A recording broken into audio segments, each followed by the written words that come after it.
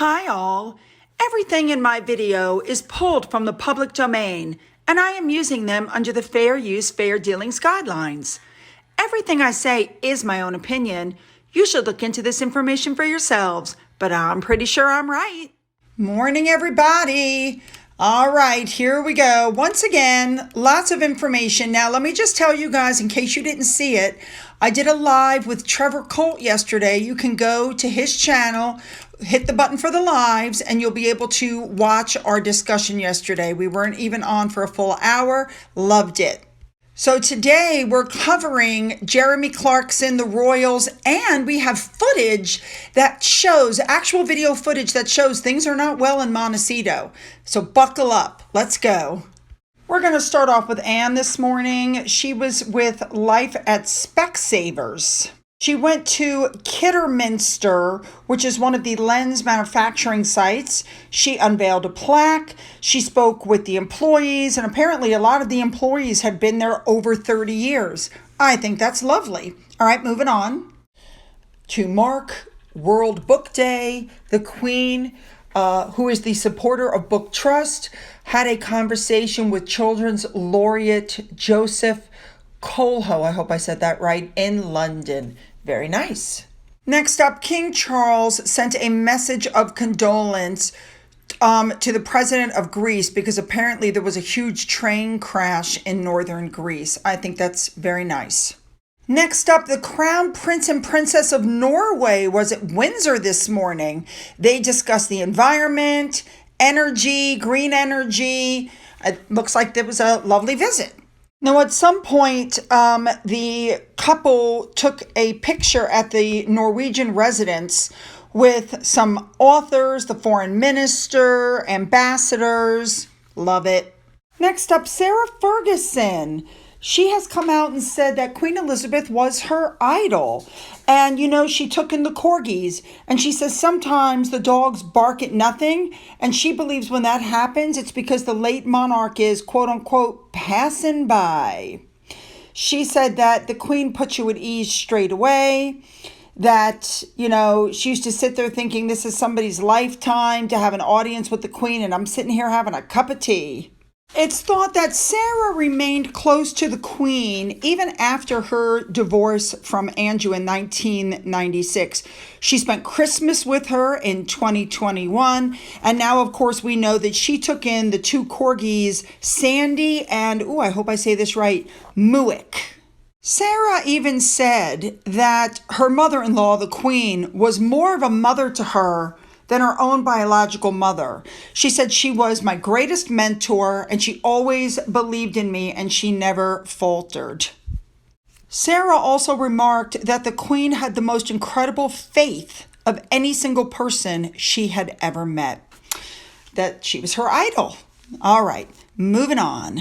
We are on this morning next up to Jeremy Clarkson because articles are coming out right and left that he has been axed as the host of Who Wants to Be a Millionaire with ITV, that the same boss who forced out Piers Morgan said the network has no future commitments and that it's all after the Meghan column fallout. Remember when he made those comments about the Game of Thrones, but then he apologized and Harry and Meghan threw his apology in his face? So he apologized again and Harry and Meghan threw his apology in his face. There you go. Now, the ITV boss, Carolyn McCall, who is the one that Piers Morgan said forced him out of Good Morning Britain, appeared to effectively confirm that Mr. Clarkson would not continue, which is past the next season, which has already been recorded. But the broadcaster has since clarified that statement, saying we have a contract, we are contracted to do this season, and then we have no future commitments. And they later added, for the avoidance of doubt, neither Who Wants to Be a Millionaire nor Jeremy Clarkson were canceled. So let's make this also clear, because I was a little confused. What ITV is saying is we had a contract. We just taped the next year. We have fulfilled our contract. He was not canceled due to Meghan Markle. He's also co-hosting the Grand Tour TV series on Amazon Prime. He's also on Amazon Prime with his, the show where he's on the farm. He's doing very well. If Meghan Markle was trying to hurt him, it didn't work. Now, I have to say, if this was anything like what happened to Piers Morgan, I would be looking at Jeremy Clarkson going, I wouldn't worry about it, because look what happened to Piers. He got forced off his show. They tried to get him to come back, by the way, in case you don't know that, and he said no. And now he's got his own show instead of being on the news. Yeah. So in the meantime, Mr. Clarkson has stepped out and says, I have not been sacked. He also addressed the rumors that were out there that he split from his wife, Lisa. That apparently that is untrue as well. So Amazon has not cut his ties with him. His wife did not walk out on him. He's doing just fine. All right, let's move on now. All right, here we go. We're back to the eviction notice once again. There seems to be a lot of mixed thoughts on it, but the majority of people are actually quite happy that Harry and Meghan are being requested to vacate the property. Now, here's the interesting thing. If you remember in the Netflix documentary, it showed them packing Frogmore up.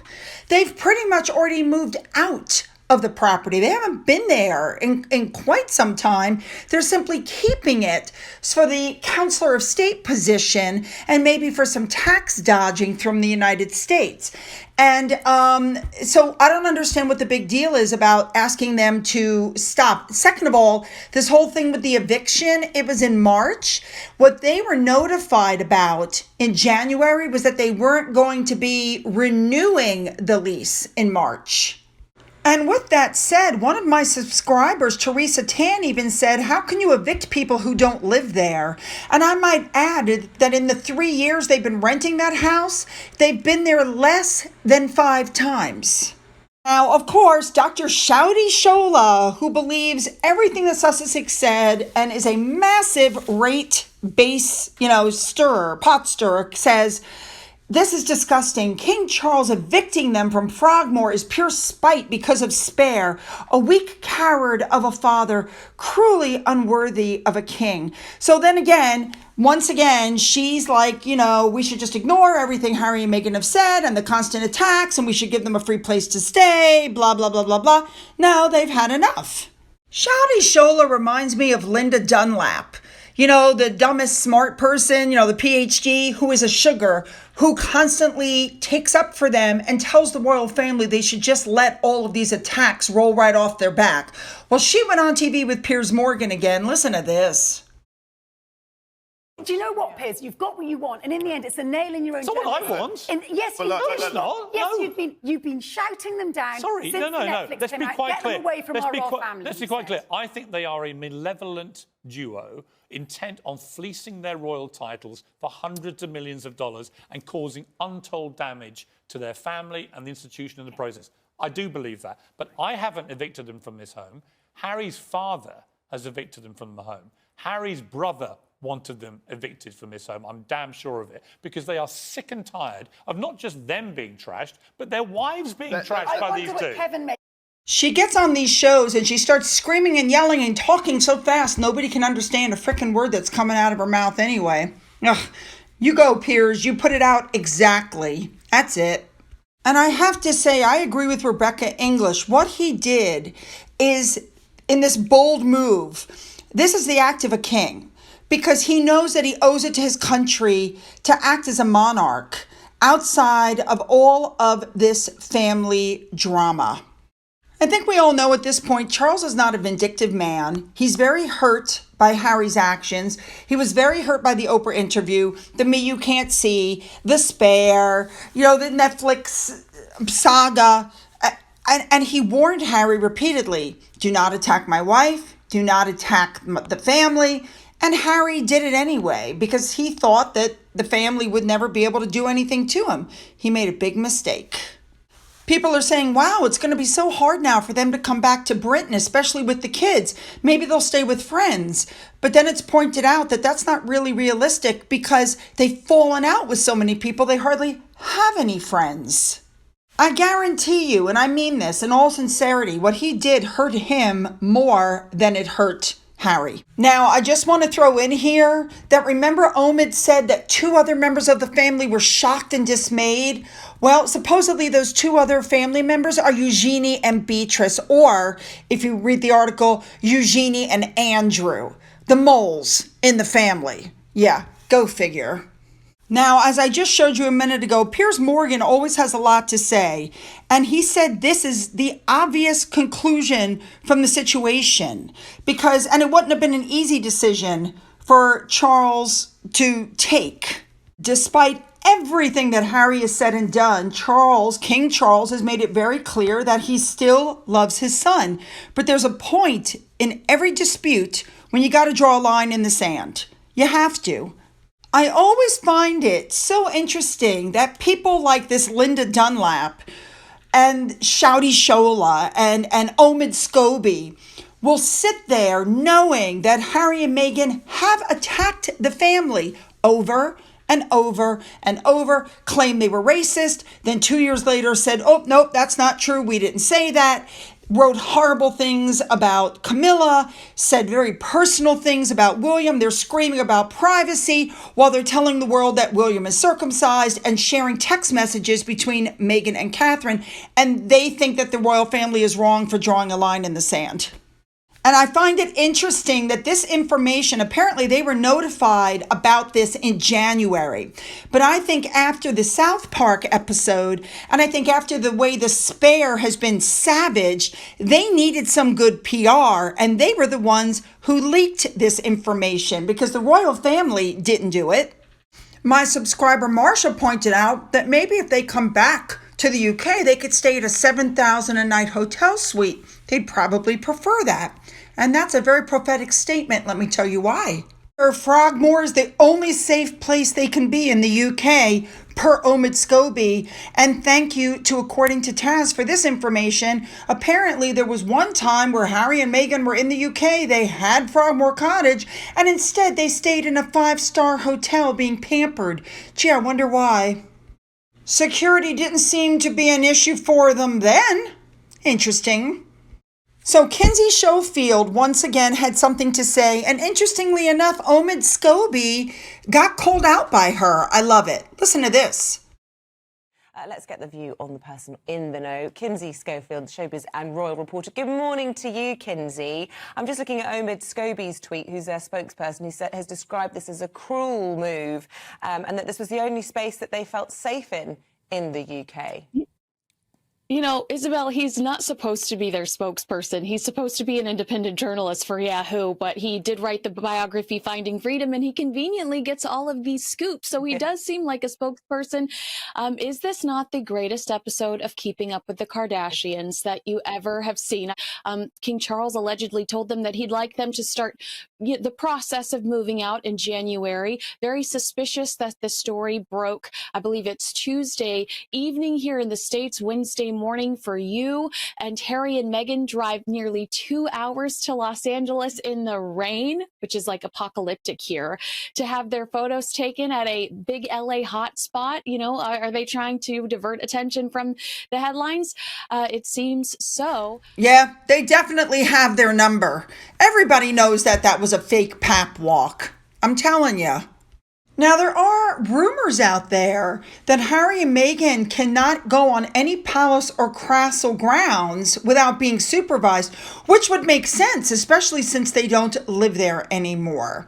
And of course, come to find out, they brought photographers into Buckingham Palace and into restricted areas and took photos without permission. So that would be another reason why they would be restricted. Now, I wanted to look at this from Twitter, where she basically says that they're both smashed in order to be able to be seen together for the photo op. to, get them some sympathy and to prove that they're still together and they're so happy and they're such a loving couple, because we've all heard the rumors that they're really not together, that they're really not happy, and things are not going well in Montecito. Yes, I do believe they were smashed, as you can see from Harry, but I want you to watch this video of them getting out of the car and walking into the restaurant, okay? Watch this. And I want to give a big shout out to GB Royal Edits on TikTok for this video. And I'm taking the sound out so you can concentrate on it. So just watch.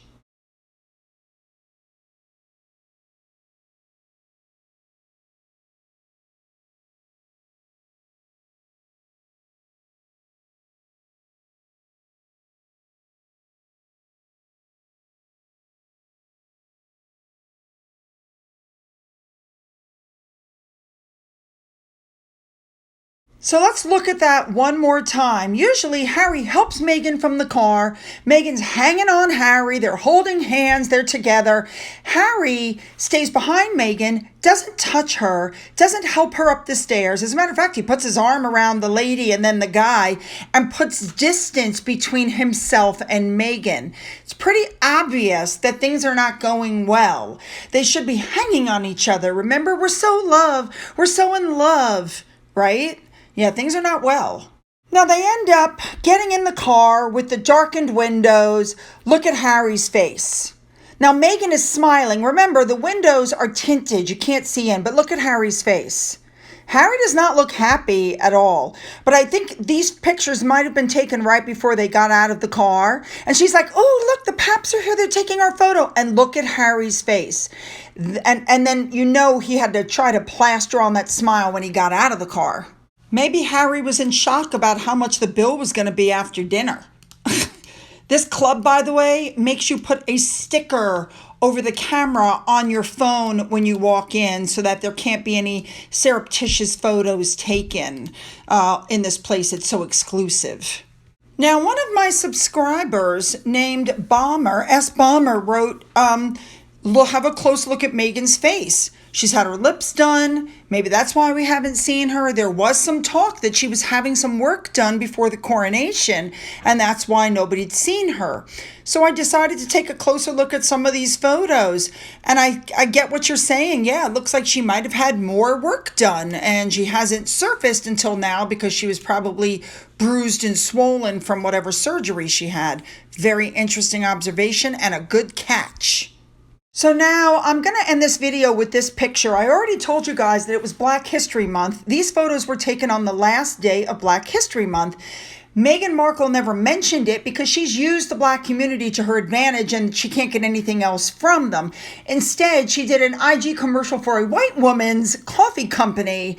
And then I saw this from Meghan's mole. This is such a spot-on comment.